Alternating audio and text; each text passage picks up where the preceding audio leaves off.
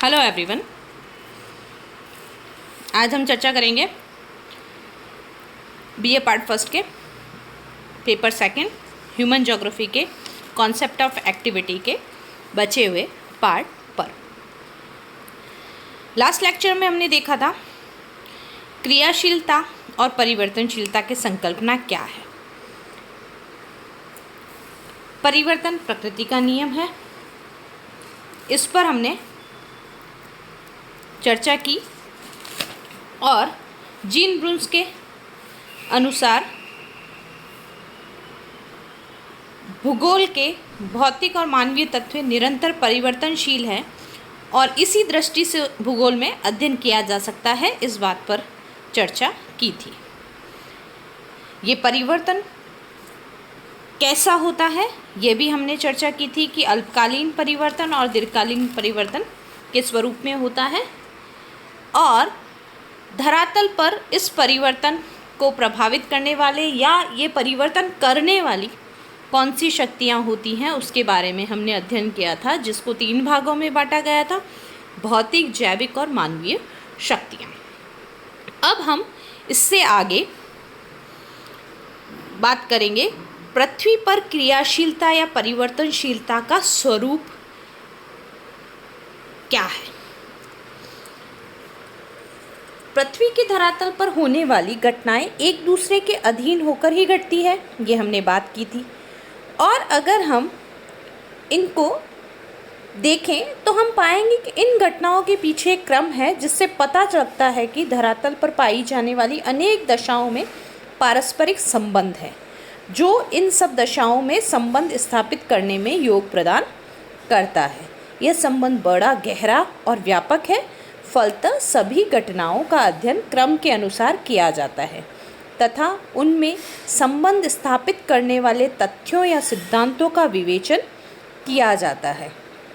पृथ्वी तल पर क्रियाशीलता या परिवर्तन के स्वरूप को हम निम्न रूपों में देख सकते हैं। पहला, नगरीय विकास का स्वरूप। हम देखें कि मानव समाज का विकास जब से हुआ, उसके साथ साथ ही नगरों का विकास भी निश्चित अवस्थाओं के अनुसार होता हुआ दिखा। शेषवावस्था में नगर की नींव पड़ने लगी, प्रौढ़ावस्था में यह पूर्ण विकसित हुआ, किंतु कालांतर की अनेक दशाओं के कारण उसका विकास अवरुद्ध भी हुआ और नगर वृद्धावस्था की ओर भी बढ़े। प्राचीन काल में हड़प्पा, तक्षशिला, नालंदा, राजगृह, मोहनजोदड़ो आदि नगर काल करवित हो गए हैं वर्तमान में और उनके स्थान पर नए नगरों का जन्म हुआ। इस प्रकार परिवर्तन दृष्टिगोचर होता है और परिवर्तन या क्रियाशीलता की संकल्पना सार्थक प्रतीत होती है। दूसरा, पेड़ पौधे एवं जीव जंतु। प्रकृति का यह चक्र प्रत्येक पदार्थों में चलता रहता है, परिवर्तन निरंतर होता रहता है। उदय के उपरांत अस्त और जन्म के उपरांत मृत्यु सृष्टि का शाश्वत नियम है।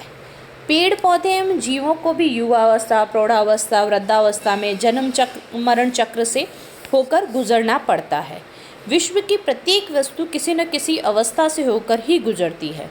इस तथ्य को इस बात से भी स्पष्ट कर सकते हैं कि सभी वस्तुएं विकास के चक्र से होकर गुजरती है, जो कि क्रियाशीलता या परिवर्तनशीलता के संकल्पना को सार्थक करती है। तीसरा, मानव जीवन का स्वरूप। प्रकृति के परिवर्तन के नियम से मानव भी अछूता नहीं रहा है। मानव जन्म के साथ ही परिवर्तन की प्रक्रिया शुरू होती है, जो युवावस्था, प्रौढ़ावस्था व वृद्धावस्था में पहुंचकर समाप्त प्राय हो जाती है। लेकिन इसी बीच वह समाज में स्वयं भी प्रभावित होता है और समाज में परिवर्तन भी करता है। मानव जीवन में भी प्रत्येक क्षण विकास अथवा विनाश का होता रहता है। उसका रंग, रूप, आचार, विचार, समाज, धर्म, व्यवसाय और संस्कृति बदलती रहती है। मानव का जन्म और मरण दोनों ही परंपरागत शाश्वत सत्य है। इस प्रकार इसमें भी हम परिवर्तनशीलता और क्रियाशीलता को देखते हैं। चौथा, मानव समाज में परिवर्तन का स्वरूप। मानव समाज के परिवर्तन का भी एक मुख्य कारण जनसंख्या है। जनसंख्या की वृद्धि के कारण मानवीय आवश्यकताओं की पूर्ति के लिए जिन विभिन्न क्रियाकलापों को मानव करता है, उन्हीं से उसकी संस्कृति और सभ्यता का विकास होता है। और आरंभ में जनसंख्या कम होने के कारण मानव की आर्थिक क्रियाएं बहुत सीमित एवं संस्कृति का स्तर निम्न रहा था, किंतु जनसंख्या में वृद्धि के साथ साथ दोनों ही बातों में महान परिवर्तन होता है और वर्तमान मानव समाज के अस्तित्व के लिए अनेक अवसर एवं अवस्थाएं उत्तरदायी रही है, जिससे क्रियाशीलता स्पष्ट होती है। पांचवा, वायुमंडल में परिवर्तन का स्वरूप। वायुमंडल में भी विकास चक्र की अवस्थाएं मिलती हैं। प्रातःकालीन शीतलता इसकी तरुणावस्था को, मध्याह्न इसके यौवनावस्था को और सायंकाल इसकी रात्रि इसकी वृद्धावस्था को सूचित करती है। मध्याह्न में वायुमंडल बड़ा तप्त और अशांत रहता है, भयंकर तूफानों का जन्मदाता बन जाता है। जब दोनों विभिन्न स्वभाव वाली पवनें मिलती हैं तो संपूर्ण क्षेत्रों में तूफानों का जन्म होता है। सायंकाल में वायुमंडल पूर्णतः शांत रहता है, यही इसकी वृद्धावस्था का द्योतक है और परिवर्तन का स्वरूप भी है। छठा, जलवायु में परिवर्तन का स्वरूप। पृथ्वी पर अनेक बार जलवायु परिवर्तन होने से अनेक हिमयुग आए और उनका अंत भी हुआ। प्लायोसीन और मायोसीन युगों में मध्य एशिया की जलवायु वर्तमान की अपेक्षा काफ़ी आर्द्र थी और यह प्रदेश मानव जाति का पालना भी बना, किंतु अब यह पूर्णतः शुष्क मरुस्थल के रूप में है। इसी प्रकार भारतीय मरुस्थल के स्थान पर पहले सरस्वती नदी बहती थी। वह क्षेत्र संपूर्ण रूप से हरा भरा था, किंतु यह वर्तमान में अधिक शुष्क है। इस प्रकार परिवर्तन के जलवायु में भी परिवर्तन का स्वरूप विद्यमान है। सातवां, स्थल रूप में परिवर्तन का स्वरूप। प्रत्येक जड़ और चेतन पदार्थ का इतिहास क्रमबद्ध होता है, जिसमें जन्म, वृद्धि और मृत्यु तीनों ही अवस्थाएं क्रमिक रूप से परिलक्षित होती हैं। पृथ्वी भी की विभिन्न रचनाओं में एक विकास की पद्धति कार्य करती है और इनमें प्रत्येक का एक निश्चित जीवन इतिहास रहता है, जिसमें हम क्रमबद्ध परिवर्तनों से होकर उसे गुजरते हुए देखते हैं। यह विकास की पद्धतियाँ क्रमशः युवावस्था, प्रौढ़ावस्था, वृद्धावस्था की होती हैं और इसमें उत्थान और नष्ट दृष्टिगोचर होता है। जैसे कि हम पर्वतों के उत्थान, उसकी पर्वत निर्माण की पूर्णता प्रक्रिया, नदी का विकास क्रम आदि का अध्ययन करें तो हमें सृष्टि के प्रत्येक पदार्थ में विकास चक्र स्पष्ट रूप से दिखेगा। आठवां, चट्टानों में परिवर्तन का स्वरूप। चट्टानों एक छोटा सा टुकड़ा भी आरंभ युवावस्था में होता है और फिर विनाशकारी शक्तियों के सम्मुख अपनी शक्ति निश्चेष्ट कर मिट्टी के रूप में निर्मित हो जाता है। तो इससे भी हमें परिवर्तन का स्वरूप स्पष्ट होता है। फिर है नौवां, नदियों में परिवर्तन का स्वरूप। नदियाँ भी अपनी तरुणावस्था में बड़ी तेजी से बहती हैं और इसका मार्ग टेढ़ा मेढ़ा होता है, किंतु मैदान में प्रवेश करने पर वह मंद गति की हो जाती है और बड़ी धीमी गति से बहते हुए अपने अपवाह क्षेत्र में मैदानों का निर्माण करती है, जिसे प्रौढ़ावस्था कहते हैं। परंतु जैसे जैसे वह अपने वृद्धावस्था की तरफ बढ़ती है, उसकी गति बड़ी मंद हो जाती है, शक्ति क्षीण होने लगती है और वह समुद्र में जब क्षीणप्राय होकर गिरती है तो उसे हम वृद्धावस्था का सूचक कहते हैं और इस अवस्था में वह अपने घर्षण से आधार तल को प्राप्त कर लेती है, बेस लेवल ऑफ इरोजन को प्राप्त कर लेती है। इस प्रकार नदी जीवन में यह परिवर्तन लगातार होता रहता है। कभी कभी यकायक भू उत्थापन होने से नदी की घाटी को पुनर्यौवन भी प्राप्त होता है।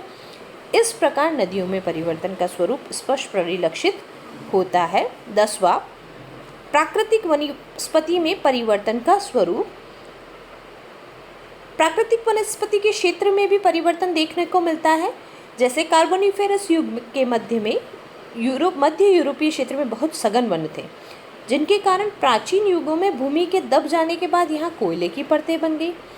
यह तो वनस्पति का प्रादेशिक परिवर्तन है, किंतु ये भी हम देखते हैं कि जो वनस्पति उनमें भी हर समय में वृद्धि और ह्रास होता रहता है। नए पौधे बड़े होकर वृद्ध होते हैं और सूखते हैं और उनकी जगह नए पौधे बनते हैं। इस प्रकार प्राकृतिक वनस्पति में भी परिवर्तन का स्वरूप विद्यमान होता है।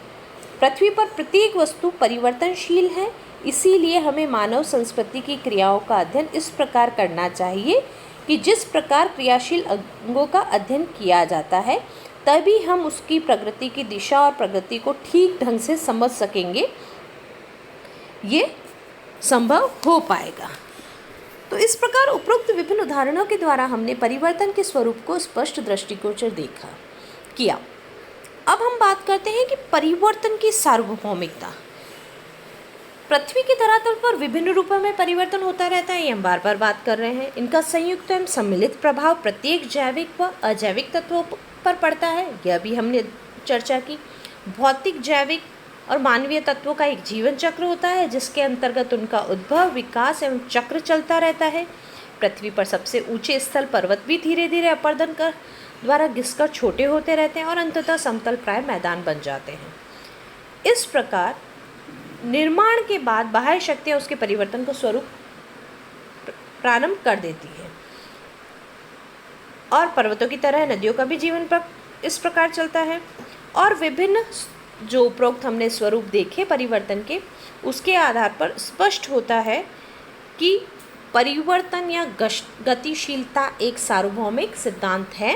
प्रत्येक वस्तु या पदार्थ परिवर्तित होता रहता है और कोई भी वस्तु स्थिर या शाश्वत नहीं है।